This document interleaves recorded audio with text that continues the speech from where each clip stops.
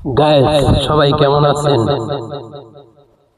রংপুর দিনাজপুরের মানুষ সবাইকে জানে আসসালামু আলাইকুম। ভিডিওটা যদি ভালো লাগে সবাই শেয়ার করবেন, লাইক করবেন, কমেন্ট করবেন। রংপুরের মানুষকে, দিনাজপুরের মানুষকে অনেক ভালোবাসা দেয়। এটাই ভালোবাসা, এটাই মানুষের আশা। আজকে ভালোবাসার জন্যই, সবার জন্য যে ভাইরাল হতে পারি। গাইস, সবাই একটি যে মনের আশা, জীবনের গল্প নিয়ে থাকা, এটাই আশা।